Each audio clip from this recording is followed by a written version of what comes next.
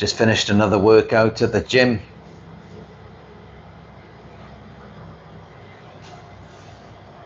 Sitting on the bed here with Nala again.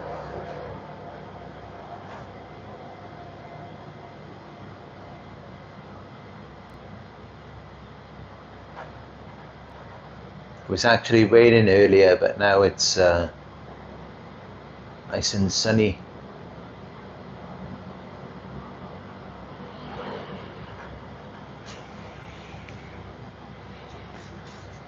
But yeah, how should you respond when a narcissist turns people against you? Now first, I would like to say to you, although of course I don't know the specific people that you may be dealing with who have been turned against you, I'm sure it may be some people who perhaps you knew and you were friends with, maybe they were family members, and then also it could have been people who you never knew them before, and now they turned against you even though you may never have had a conversation with them. But either way, I mean, whether it's people that you didn't know before or you've known for a long time, what I would say is that what really bothers and irritates us when they turn people against us is because we're thinking that these people who have been turned against us are good people, and maybe they're people who we didn't want to be turned against us, people who could have been a benefit to our lives. And I think that's something that many people should reflect on. I mean, it's one thing with a stranger. If they've been turned against you, well, you could ask, how can they turn against you when they don't even know you? All they've got to go off is another person's words. They've never talked to you, they've never had a conversation with you, they never asked you any questions. And also, even when it's someone who knows you, a family member or friend, I mean, if they've known you for such a long time, then why are they going off what the narcissist is saying about you? Why are they turning against you because of something they've said? And why are they not talking to you? Surely they should know you more. So either way you look at it, it doesn't look good. And that's why I suggest that if you feel like you've lost something,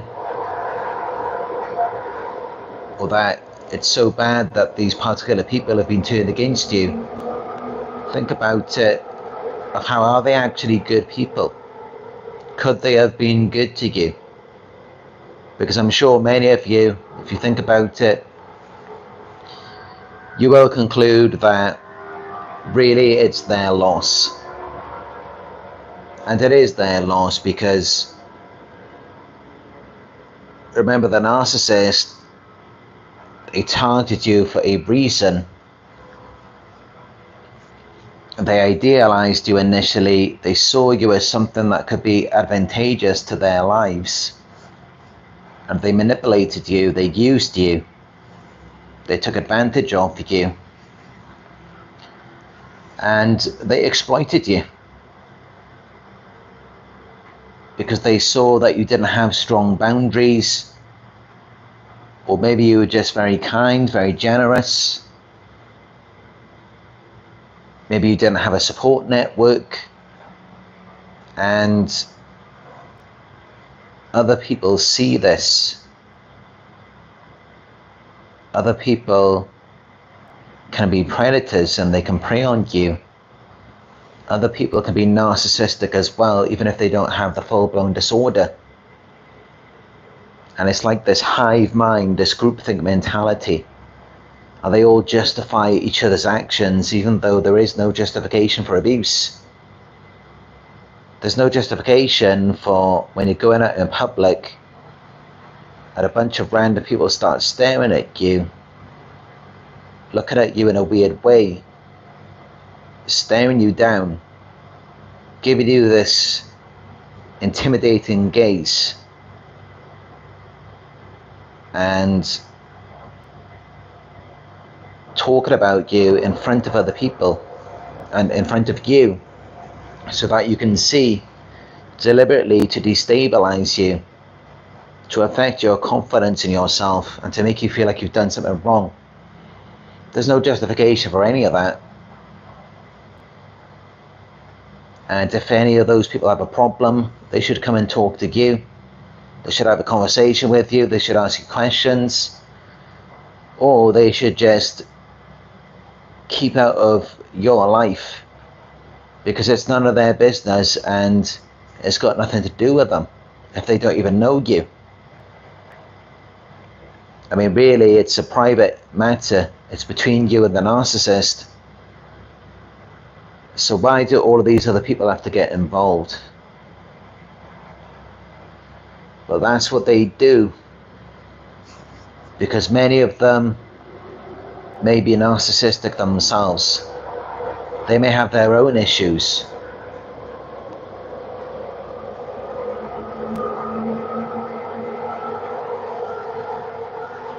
And what I would say on how to respond to this is to just give them your silence. Be silent. Don't actually respond to them. Because although, yes, you may look at it as though this is nonsense, it doesn't make any sense, and naturally it may anger you, it may infuriate you because of these false claims that they are making about you, these rumors that they are spreading. So naturally you may want to defend yourself, but by doing that, especially when you may already be upset, it's going to make you look like the crazy one. And it may just confirm what the narcissist has been saying about you. Because yes, although they may have been provoking you for a very long time, they've gone around and likely told people that something is wrong with you, you're crazy, you're unstable, and naturally, yes, once you've been around a narcissist for a long enough time, it does destabilize you. It can make you feel and look crazy. And actually, that's a normal response when you're around a crazy person. Otherwise, it would be that would mean that there would be an issue with you. If you're around a crazy person and you're able to act normal and you're mentally and emotionally stable after all of the things that they're doing to you, every day they're constantly pushing your buttons, they're devaluing you, maybe they're cheating on you, lying to you, stealing from you, gaslighting you. But of course, all of these things are going to have an effect on a person's mind. So it sets everything up when they then go around and they make these accusations against you. Maybe they tell people that you're crazy, you're unstable, you're dangerous. And also they may be very paranoid. They may anticipate you get revenge because they know what they've done. And of course, when you do these types of things to people, then it can cause them to become a danger to you. Because it's like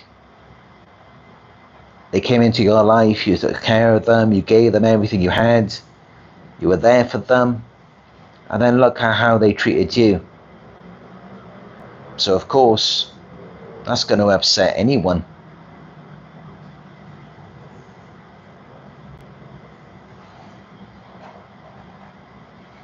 But when they turn people against you, those people are likely to be their fly monkeys. They're enablers. They enable this destructive behavior to continue. So they all bind together. And it's almost like it's just one person, one entity, because they all have the same personality. They all have exactly the same viewpoint, which is very unusual. It is very unusual. Honestly, it's not normal at all. For all of the people that they turned against you to share the same viewpoint on things, that does suggest that they've been manipulated, they've been brainwashed in some sort of way. Because normally, people are going to be curious. If you tell someone something, they're going to want to know more. They're going to ask questions. Like if the narcissist has said that you've done something to them, a normal person is going to want to know more. They're going to want to know what will cause you to react in that way. And of course, if they ask questions and they interrogate that person, they go deep enough into it, they're then going to conclude that you're not this bad person, this villain that they're making you out to be. That's the conclusion that they would come to. So the reason why that doesn't happen is because maybe these people haven't even scratched the surface on the events that actually took place. They're not too invested in it. They're not too curious about it. They're not invested in knowing more about what actually happened. They don't really care about that, but it seems they are invested in intimidating and further abusing you. So that really reveals where their minds are at. That really reveals what's important to them. It reveals that they must have some issues themselves. Because it's just not a normal response. It's just not how someone's going to respond in that type of situation.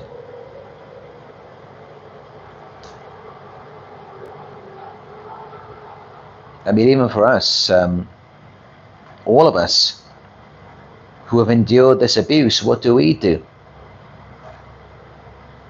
We don't go and gather a bunch of people to harass the narcissist. We don't go out looking to sabotage them, and instead we look for information about it. We want to know what went wrong, what happened.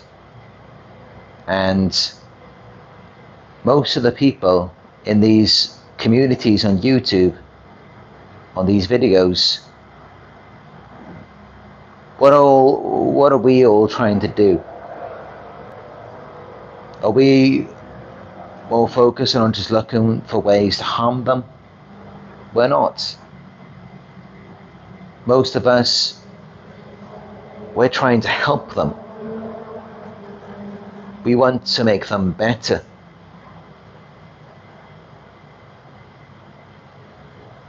And yet, the narcissist has portrayed you as this bad person, and nobody seems to be there for you. No one's asking you any questions, no one's trying to help you. No one wants you to improve your life, and if anything, they're trying to make things worse for you. And there is no explanation for that, other than they're mentally ill, they have issues. Because it's one thing if you want someone to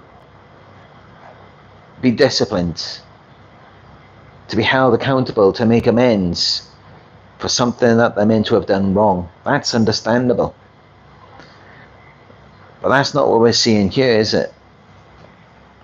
These flying monkeys are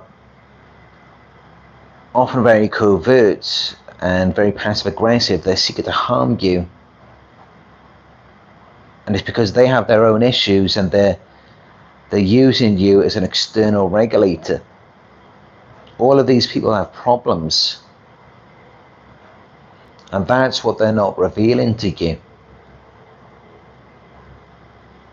Of course, yes, there are some situations where it could be a friend, a family member, and maybe they heard some things about you from the narcissist, but even then, they're likely going to come to you first. They're going to ask you questions. They're going to want to know more. So whatever way you look at it, when people are being covert, when they're being passive aggressive, it doesn't make any sense. There's no justification for that. It reveals that something is wrong with them. There has to be something wrong with them, because otherwise, what we're saying is, if we're saying that there isn't something wrong with them, then that means that their behavior is normal. And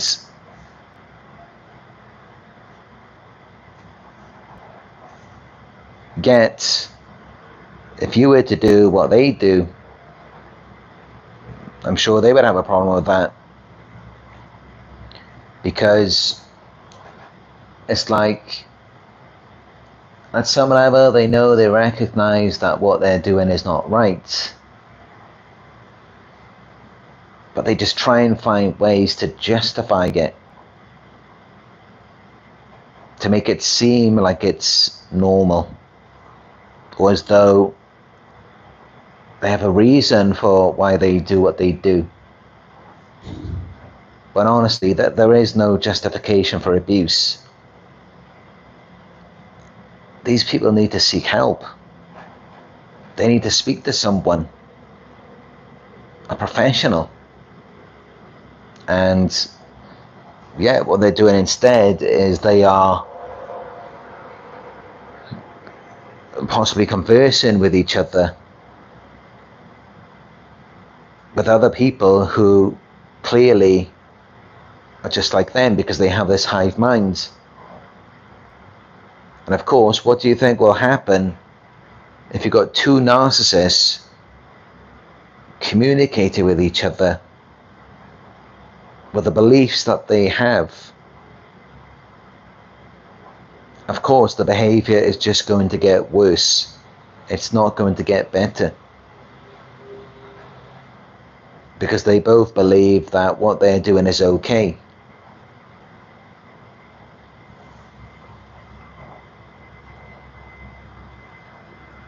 And this is why these types of people, they really need to speak to a professional.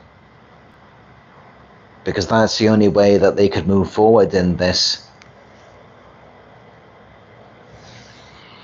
And that's really why things rarely ever get better with these types of people, because they blame you, they blame the victim, and there's nothing that you can do to fix them. Because you cannot fix a problem that you did not create. And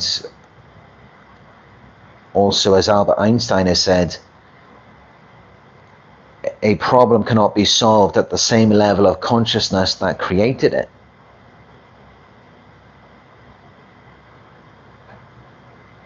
And yet it does appear as though these types of people, they want to remain in that state for the rest of their lives. They feel like it gives them power to be a victim,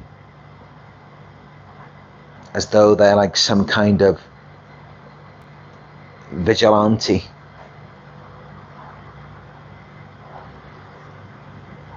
Like back in the day when they would hunt you down with the pitchforks. It's like that kind of mentality.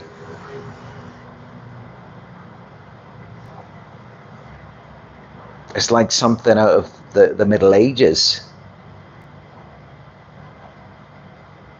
It really has no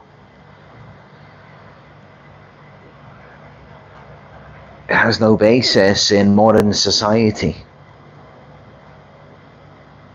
And maybe that's why a lot of the abuse is hidden. And that's another thing as well, because they want to expose everything about you, but they don't want to expose anything about themselves. So everything is one-sided, it's biased, it's impartial.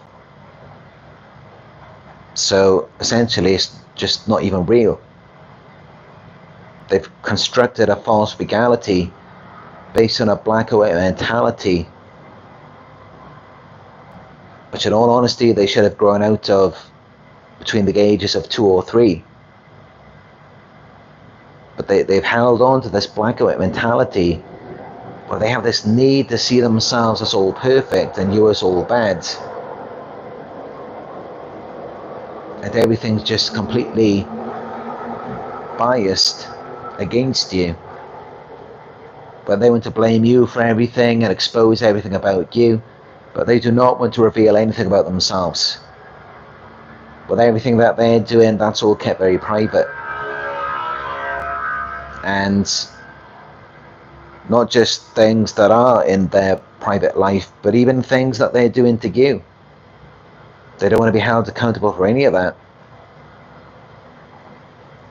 They do not want you to start exposing them, because of course what they're doing, it usually ends up being far worse than anything that you're alleged to have been done.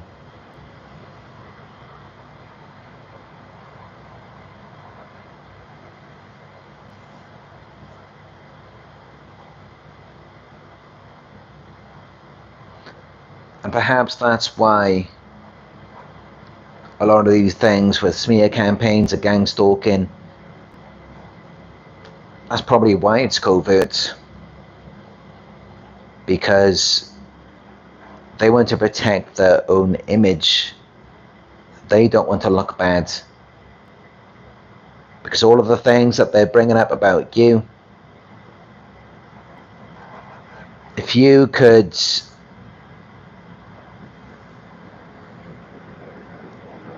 see the things that they've been doing in their lives, in their past, you'd likely find the same things that they're accusing you of.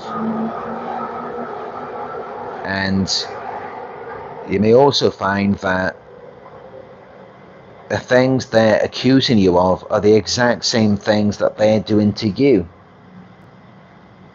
Because a lot of this is just projection. And that's how they're able to see themselves as being flawless and faultless, because they're just projecting it all onto you. And in that process, it's like a form of escapism. They're disconnected from themselves. And it really seems that there is a demand for this today. As I was speaking about in my live video yesterday, like movies and video games are very popular these days. It's like a tool for people to disconnect from themselves. And that's exactly what these people are doing. when they're blaming you, they're villainizing you, they're teaming up against you. And it also provides them with a sense of belonging. But it's a sense of belonging to something that's just completely fake. And something where they don't have to be held accountable for anything. And that's why on here I like to keep it real. And we always talk about taking personal responsibility, talking about healing. Because we do have to be present as well. It's not just about focusing on other people and just blaming them for everything. We have to focus on healing and growing as well. But I can tell you that's not what these people are doing. They're not focused on their personal growth and development, on their healing. They're not focused on any of that. They're just focused on this false image of nothing being wrong with them and everything being wrong with you. Because honestly, if anyone in their group of flying monkeys was actually a genuine person who, and I apologize for all the door slamming in the background, it's completely out of my control. But yeah, if anyone in that group of flying monkeys was actually a genuine person, you'd think that they would be looking around at the things the other people in their group are doing. Because many of them are doing things that are immoral, quite possibly illegal as well. And I'm sure you, as for myself, we would not want to be associated with a group like that that's involved in immoral and illegal activities. We would not want to be associated with it.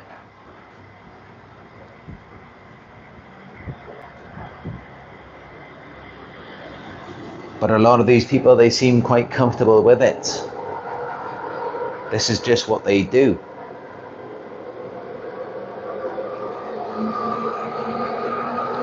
So essentially what I want to drive home is that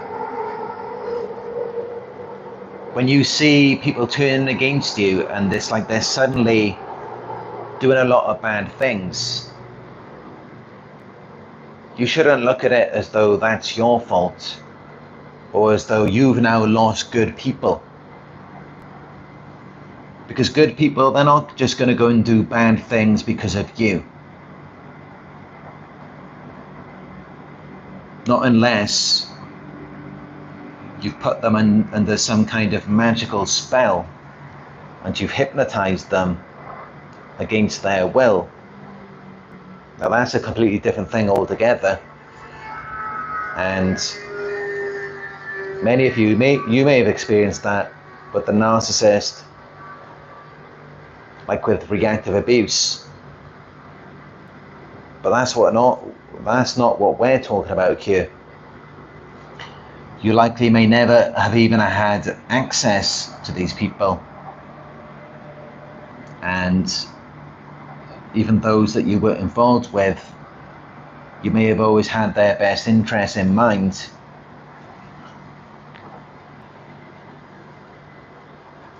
But honestly, this is a big part of why they target you. Because they see it as though no matter what they do to you or how they treat you, that you're just going to look at it as though it says something about you. As though they're doing that because you're a bad person or because something is wrong with you. And why don't they have that same mentality for themselves? It's like they expect you to have that mentality for yourself. And they blame and shame you, but what about them? Why don't we see them thinking in that way? They don't. And honestly, most of their behavior, it's shame driven. It's because they do not feel good about themselves. And this is why we often see victims being further victimized, further abused. It's nothing out of the ordinary. It's extremely common. This happens all the time. And of course, we often see this in schools or in the workplace, where there's one bully, and then suddenly everyone else jumps on the bandwagon as well. And I've seen this myself in my own experience. I've seen groups of people targeting one person, and I'm the only one who steps in and just thinks, what is happening here? It's like they can't even see themselves, how they've outnumbered one person, and in their minds they think that's fair. It just doesn't make any sense.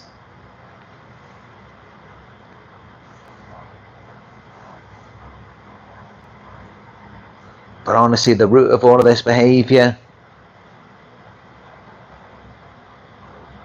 it is their envy. They are envious of you. And that's why the narcissist initially targeted you, is because they were envious of you. And as I always like to say, birds of a feather flock together, water seeks its own level. So naturally, the narcissist just seems to attract other envious people. And honestly, I've noticed this myself in my own experience so many times. There's even a Twitter page that's still online about me from about 13 years ago. And it was just a group of envious people. It ended up with several hundred followers, where I was being stalked and they were taking pictures of me and just following me around when I was with my girlfriend at the time. And we also see this in comment sections on YouTube videos or on Instagram, Twitter, Facebook, especially with celebrities, with highly successful people. There's just so many haters, so many trolls, so many envious people. Because think about it, if they weren't envious, would they even care? They wouldn't care at all, because they'd be too focused on their own lives, on what they've got going on for themselves. So essentially, it's because these people have nothing else to do, nothing better to do. There's nothing more significant going on in their lives. They're miserable, they're dissatisfied with themselves, and that just drives their envy. They're envious. They wish they were you. They wish they were as good as you.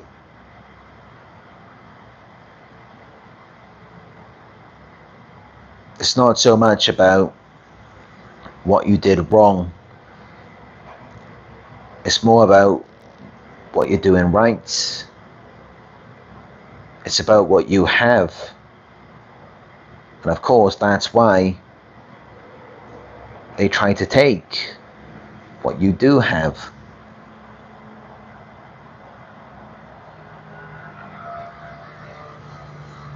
And the longer you spend around them, or rather, the longer they come after you, that's all that it becomes about. Rather than anything you're meant to have done wrong, it just becomes about what you have, what you're doing, where you're going, the positive things going on in your life. And how you don't deserve that, rather than it being about what you're meant to have done wrong in the first place. So you see, time reveals all, and you start to see what it was about to begin with. And actually, they may have revealed to you very early on what it was about, but maybe you just try to empathize with them, you try to understand their perspective, and you overlooked the red flags. You overlooked what it was actually about from the very beginning,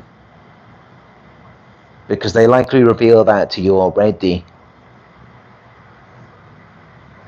The narcissist likely revealed that to you when they first targeted you. They likely revealed to you exactly what it was all about, and you just brushed it off. You didn't think too much about it, but if you think back, you will remember it. It's like there were other things that they were more focused on about you, positive things, rather than what it was that you were actually meant to have done wrong. And that's what the problem was. And that's why they go off to discredit you, to sabotage you, to isolate you, to destroy your independence, your authenticity, because that's what the problem was. If it was just a simple case where it's like you did something wrong, you did something that hurt or offended them, they would focus on trying to correct that.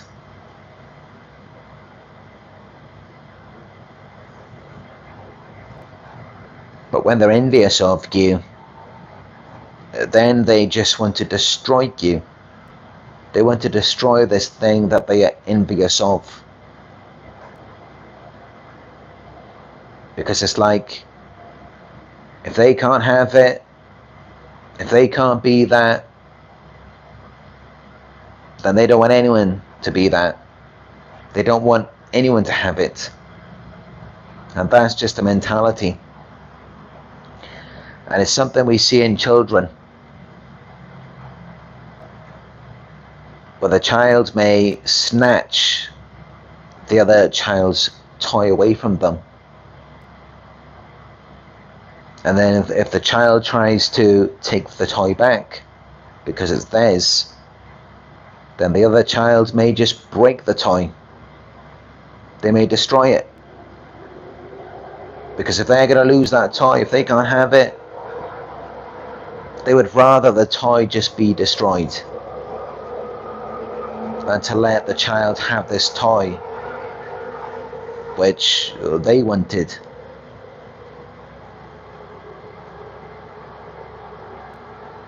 It's a child's mind, and that's how they treat you. It's like, if they can't have you, if they can't be you, if they can't have what you have, if they can't do what you do, then the only other way they can feel better is to just destroy it.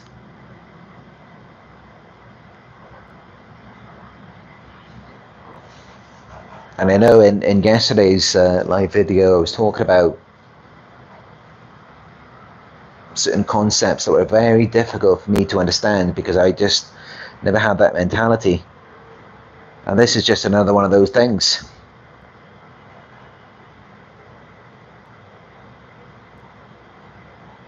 I could never understand this mentality. Of course I do now after all of my research. But yeah, that's exactly what it is.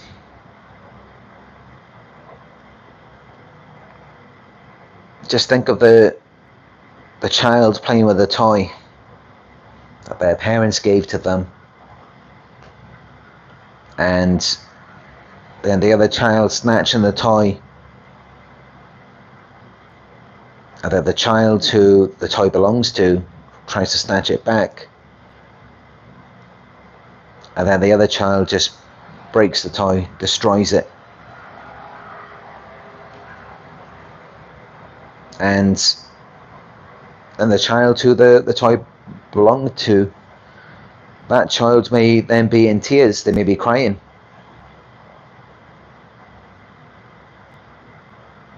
While the other child may just be smirking, they may be happy then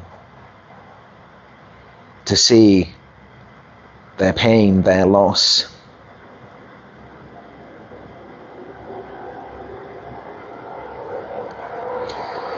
It's a very strange mentality, but it appears to result from scarcity and from not having something, from being deficient, inadequate, from feeling less than another person, inferior. And that's really what this comes down to. It's not about you doing something wrong. If it was, they would give you the opportunity to correct it. They would explain to you, and you could talk about it. But as you know, you can't do that with narcissists. And also, many of you shouldn't be doing anything for them. Once you've reflected on how they treated you, all of the things that they've done to you, you've already done far more for them than what they deserved. So yeah, when they turn people against you, respond to your silence, because honestly, most of these people, they probably don't even care. They just see someone with no support, no boundaries, someone who's being abused, and they just jump on the bandwagon against you. And sadly, a lot of people in this world are like this. A lot of people are not good people. A lot of people are bad. And if they see an opportunity to exploit someone, to get away with something, they will do it. And they won't feel any remorse. They might feel shame, but then they'll deflect it back onto you. They'll blame you. They'll villainize you.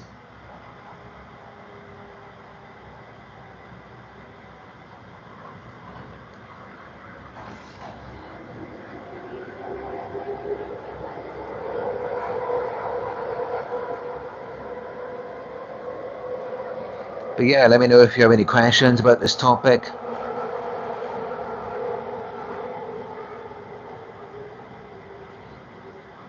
Let me know your thoughts on what I've said.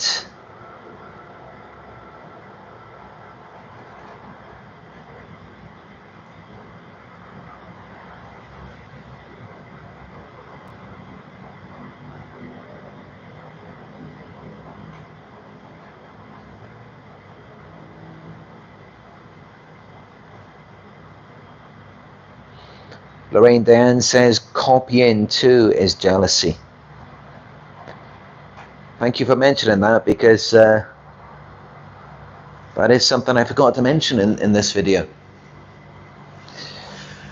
Yeah, that's a big part of what you will notice, which reveals that they're envious and jealous of you, is that they copy you. It reveals that they secretly admire you. But they all may also copy you in ways to mock and ridicule you. And that may be because they feel threatened, intimidated by you. So by mocking you, it kind of makes things less serious. So they want to make things seem less serious around you, to make you out to be a joke, because they feel threatened and intimidated by you. But yeah, they will copy you. They will copy your ideas, they will copy the way you walk, dress and talk, because they really just want to be you.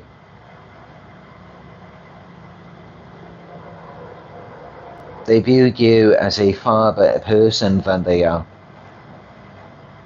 And of course you are a better person than them, because would you do what they do?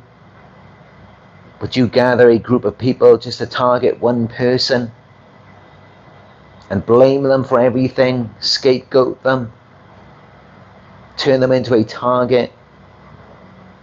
Would you do that to someone? And yet many of us who may be unaware, we wonder, why do they copy us? Why would they want to be us? And then that's also why they villainize you. They try to demoralize you because they know you're a far better person than them. They know that you would not do the things that they do to you.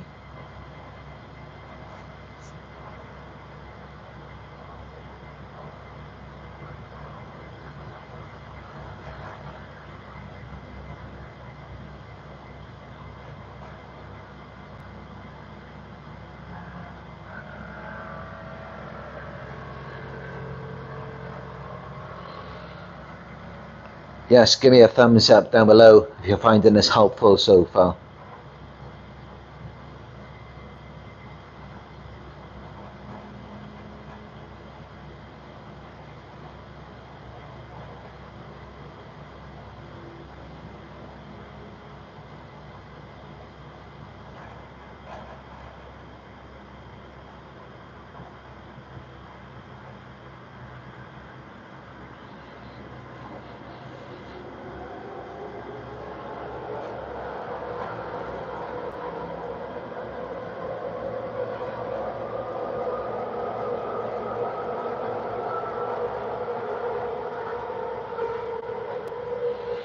Nelson Pachado says they miss all your resources.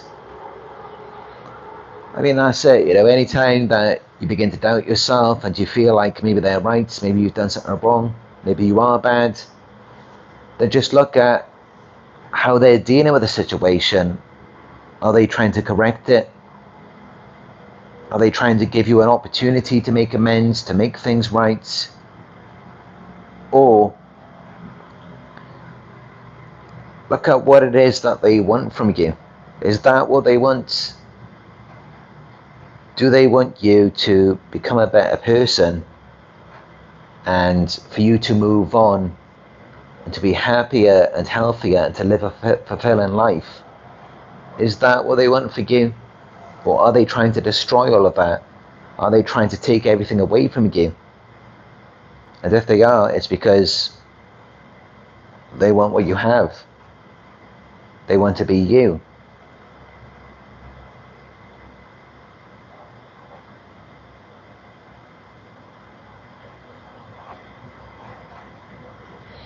Jay Sharp says a narcissist will be jealous of even talking to your children. Yeah, they'll be jealous of anything that you have that they don't have or that they can't get the same fulfillment from.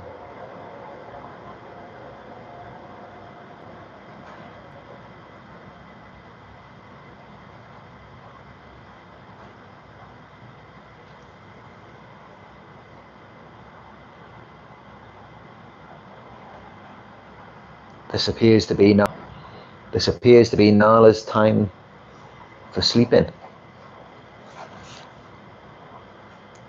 Oh, she's up there.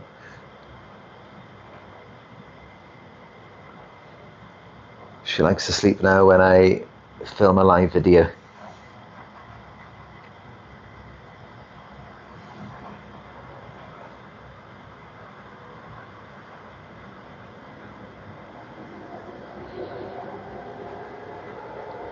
But yeah, honestly, don't worry too much about it. Don't let it get you down. I know it can be difficult sometimes. It's one thing when you've got one person blaming you and villainizing you, and then when there's a group of people doing it, that makes you feel like they must be right. But honestly, just look at how they're dealing with it. Just look at how they're treating you. Are they treating you in a way where they want you to be better? Where they're trying to help you? If they're not, then that tells you everything you need to know. Because if it's a good person who genuinely cares about what went wrong, they're going to want things to be better. They're going to be dealing with it the right way. They're not going to be trying to destroy you. They're going to be trying to build you up even more. If that was the problem. If they're trying to destroy you, the opposite is true. They view you as being better than them. That's why they're trying to take you apart. And it really is that simple. Because otherwise, what is the motive? What's driving them to do that? They devalue you to take value away from you because you have so much value.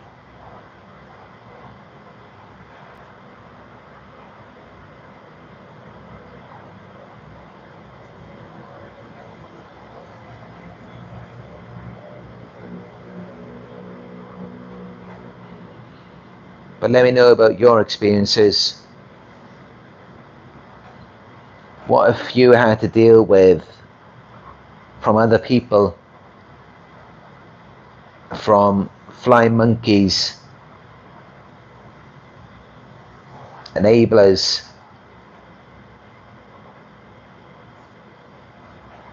How have they treated you?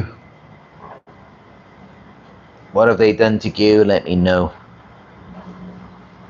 And if you have any questions about how you can respond, how you can deal with it,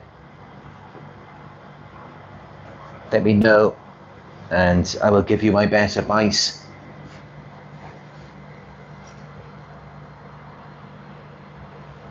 Irani says constant discrimination.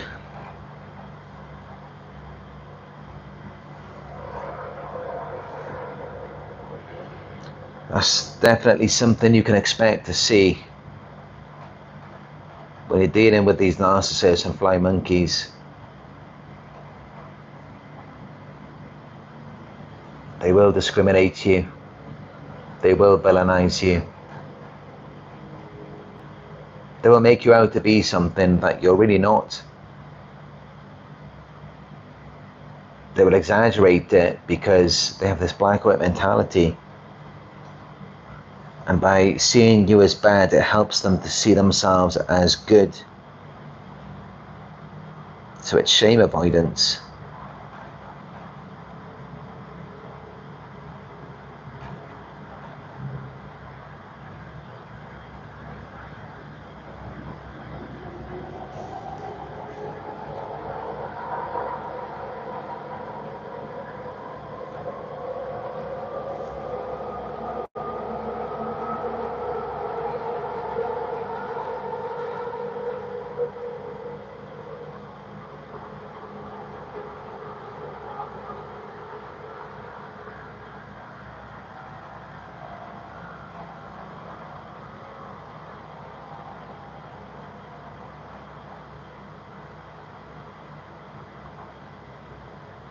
Steady Pace says, I hope one day, NS, that you and Nala find the perfect spot to settle down.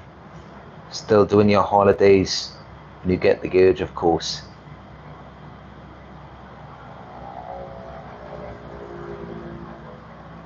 Yeah, at some point we will. I mean, to be honest, that was the whole purpose of me traveling to begin with. Those of you who don't know, I initially raised Nala from the age of 8 weeks. Back in 2017, this was in an apartment on the 4th floor. So we had a balcony there, but she couldn't really go out and run around. So then I had this dream of having a ground floor apartment in Spain where I could then leave the door open and she could run around and it would be nice and hot for her. And then somehow I then manifested this amazing community, this YouTube channel, and I started earning revenue from it. And then I managed to travel and take Nala with me. And she's had many experiences in the jungle, playing with other cats, seeing monkeys, cows, so many things that she may never have seen. So many of you who you watch the ads on the videos and you donate, you book coaching sessions, you've all been contributing to Nala's life. Because of course, the money that I receive from doing this, much of it goes to Nala's food, and sometimes when she needs a pet sitter, and also for her flight ticket, for her vaccinations. So many of you have helped to raise Nala with me. And this is why she's not just my cat, she is our cat. We look after her together.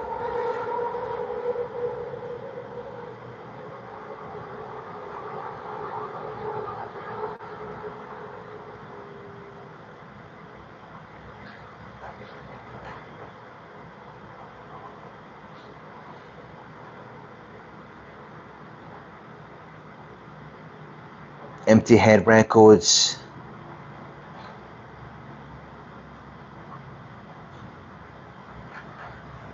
That's a key point that you've made there. Of how you say that you wish you could talk to them like adults. And that's really what reveals a big part of the problem. Of how they're so childish and immature. You can't even sit down and have a normal adult conversation with them. They're that immature. And many of you're able to do that. You're able to have an adult conversation about whatever their problem is, but they can't do that with you. They don't even want to give you the opportunity to have that. And instead, what do? They make personal attacks against you. The name calling, they invalidate you, they gaslight you, they've got to shut you down. Because they know that if they were to give you that opportunity to have an adult conversation with them, then things are just going to go in your favor. It's going to be disadvantageous to them. So that's why you can't have an adult conversation with them. That's where they give you the word salad. Lorraine Down says they are like headless chickens running around to fit other heads on them. That's a brilliant description. But that's exactly how it seems. It's like they just don't want to be themselves. They want to be anything but themselves. And they want you to be anything but yourself.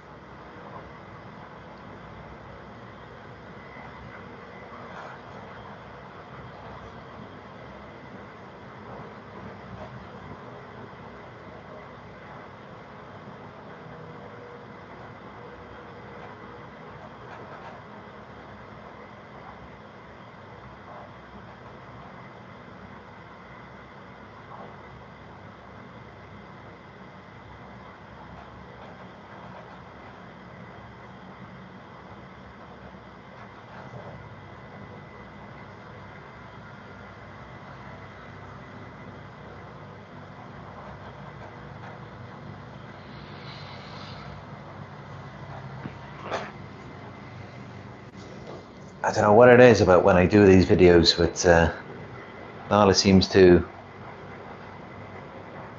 like to rest when she hears my voice.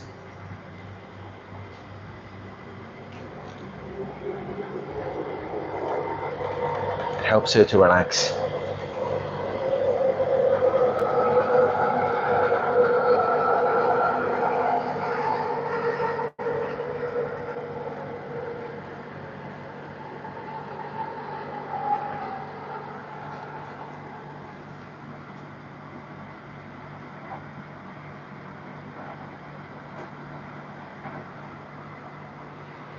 But yeah, I don't know where I'm going to be tomorrow. I messaged a bunch of Airbnbs. Most of them didn't respond to me. Even though I waited several days, no response. And there were maybe 2 that did respond out of 5 or 6 of them that I messaged. And then instantly then they increased their prices. Or like with this room, they chucked on a bunch of extra charges that weren't even mentioned in the listing.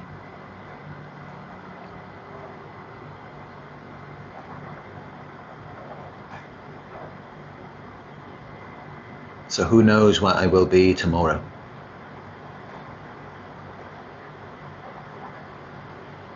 Honestly, I find that the more time I spend in a place, the worse that my experience becomes. If I don't stay long somewhere, then it's not so bad. But the longer I'm there, the worse that it gets.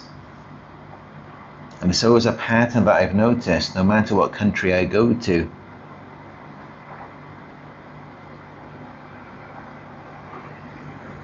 Other than, what I can say is that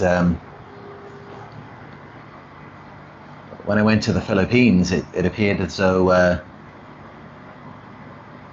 the longer I stayed there, the better it got with dating. So suddenly I started dating more and more beautiful girls there. And we went on some very interesting dates. Other than that, from what I've noticed, the longer I stay in a place, the worse it gets. And maybe it's because I look more comfortable then, so they don't think of me as a tourist, and then I get the real treatment of what everyone else gets. You start to see what the place is really like. I mean, because that's how it is wherever you go in the world. I mean, most of it's all a show. You can go to Paris, see the Eiffel Tower, and then you walk down the street and it's nothing like the pictures. Same thing in Dubai, Miami. It's just wherever you go, it's always like that. You see the main city, the main buildings, the skyscrapers. But even in the tourist areas, in many of the countries I've been to, there's still a bunch of garbage everywhere on the side of the street. Like you go to the beaches, even some of the beaches in Bali, there was garbage all over the beaches.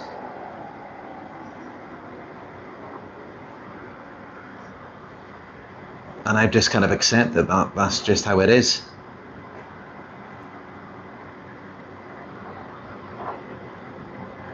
And, you know, sometimes I take these things personally, as though it says something about me. And as though, like, someone must have dumped the garbage there deliberately just to irritate me. But then I started to notice more, and I started to look around, and it's not just me, everyone else is experiencing this as well. The only difference is that they're more comfortable with it. It just doesn't bother them as much. And see that there'll be like a couple laying down just a few meters away from a pile of garbage on the beach. And then there's me, I gotta walk like an extra 500 meters to get to a cleaner spot.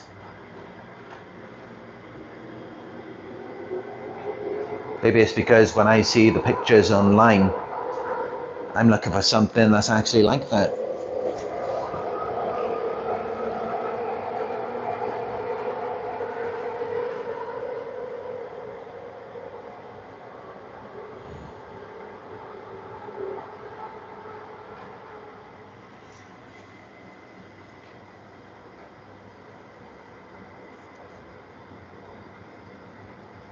But overall, I do recommend traveling. And I know in some of my earliest videos, I said that that's one of the most healing things you can do is to go traveling and explore the world. And I still stand by that. But honestly, wherever you go, it's not going to get much better, especially in terms of the people. So if you're planning to move to a different country or even just go on vacation for a few weeks, I think it's always best to keep your expectations low. I mean, see it as something to look forward to, but don't get too excited about it, because the odds are it probably will lead to you feeling disappointed. So instead, keep your expectations lower than anything. Is just icing on the cake.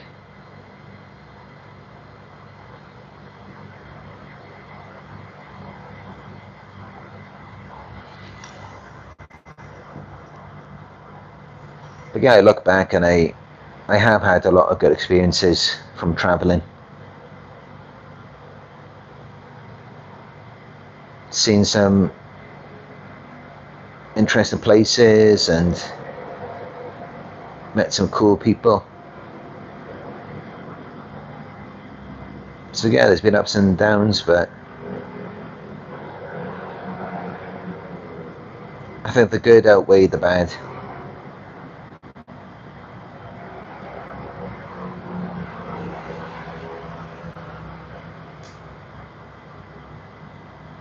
CR says Brighton Beach in Brooklyn. They throw their trash on the sand right next to trash cans. Unfortunately, this is just the way a lot of people are. They'll just throw trash on the street.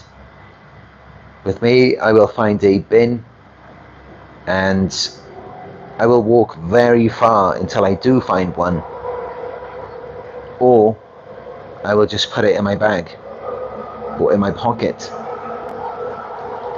But I won't throw it on the streets or on the beach. But from traveling, I've seen some incredibly beautiful places. Beaches, lakes, everything. And yet people still throw their garbage there.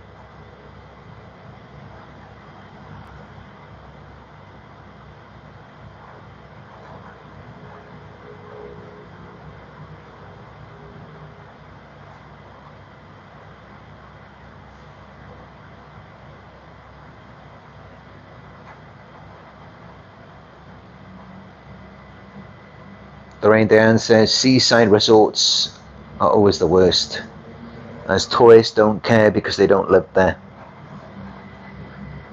Sadly, yes, that is true. I experienced that in Bali. And yeah, when I was on the in the eastern province of Sri Lanka, the beaches there were far more beautiful than in Bali. And there was no tourists, there was no one there. There was no garbage in the sand, it was all just this perfect white beach, and the sea was so clean. And you may see that on my Instagram. If you follow me on there, Narc Survivor YouTube, you'll see I had some videos and pictures that I posted just over a year ago when I was in the Eastern Province in Sri Lanka. Some of the most beautiful beaches I've ever seen there.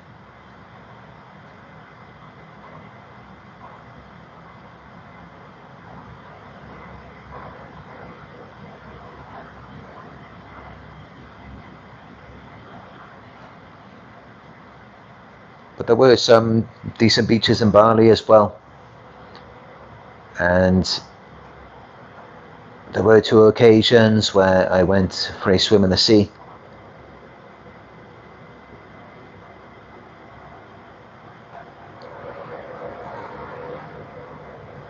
Honey in Abundance asks about the foods in Bali.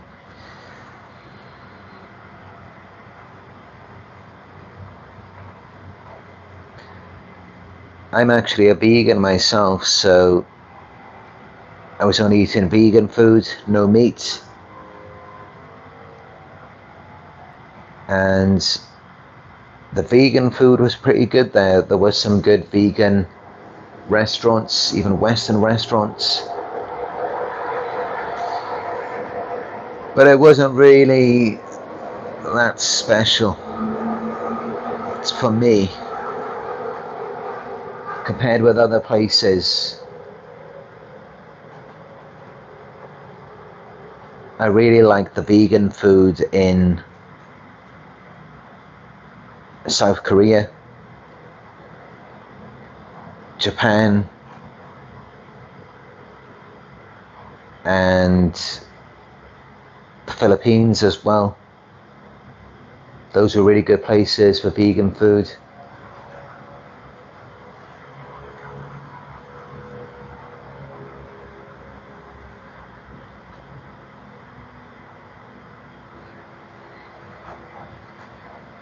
Lorraine Diane asks about my favourite place that I have visited and worst.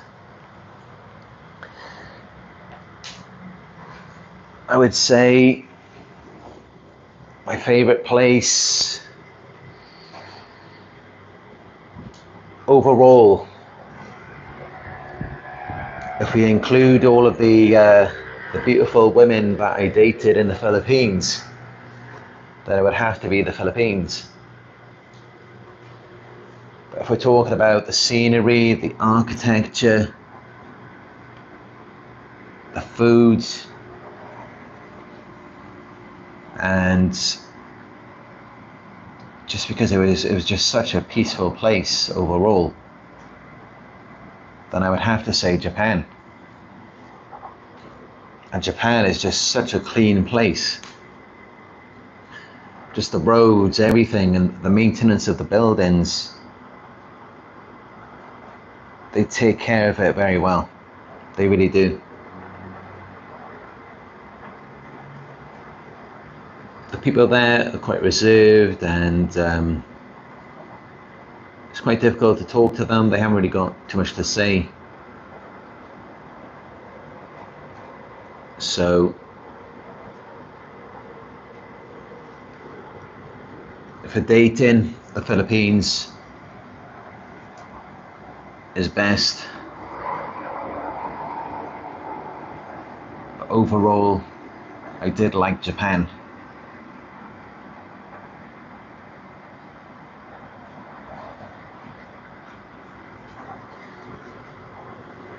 But still, I say my favourite was the Philippines. And the worst country that I visited,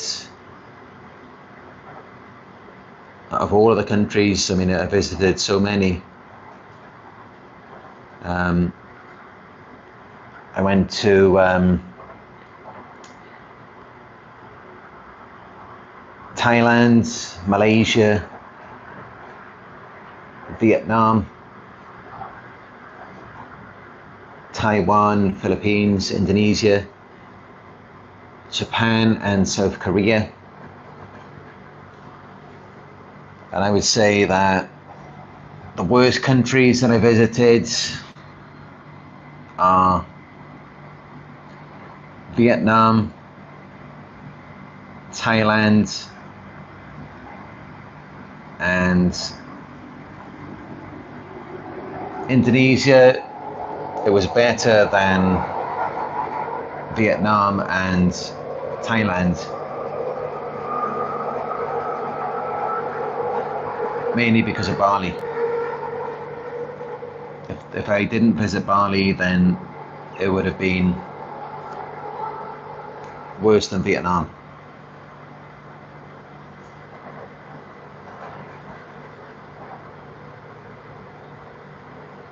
But yeah, those are certainly countries that I wouldn't recommend. And you should always do your research online first before you travel somewhere new, and just check about certain details, such as what their governments are like, corruption, if it's near a red light district, or the mafia, and also if there's any drugs in the area. Of course, it's best to avoid all of these things for your own safety and protection.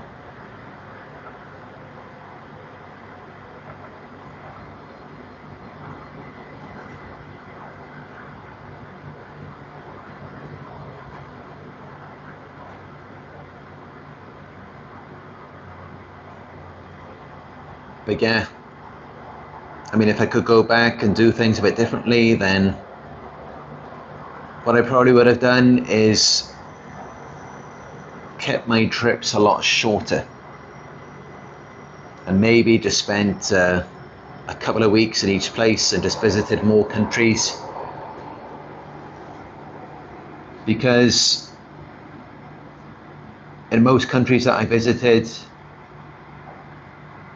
the first week or the first couple of weeks were best, other than the Philippines.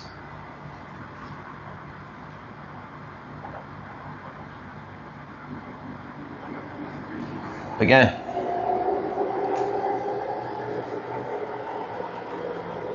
talking about narcissists and flying monkeys, and now we're talking about traveling.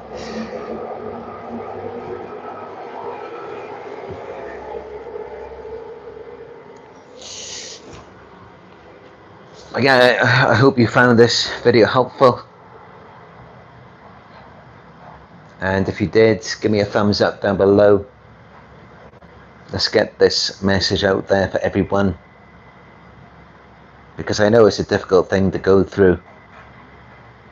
Dealing with one narcissist is bad enough, but to have all of these other people involved as well.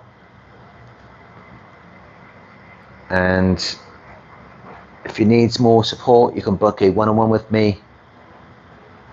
Just go to my website. It is narcsurvivor.co.uk, and you can also show your support by donating. You can donate to my PayPal. It is paypal.me/narcsurvivor.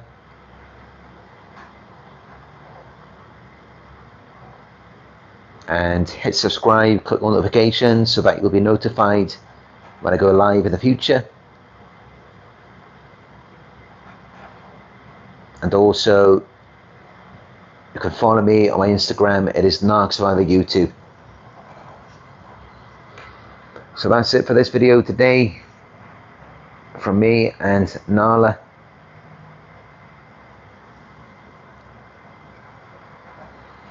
Hope you enjoyed, and I will speak to you in another video very soon.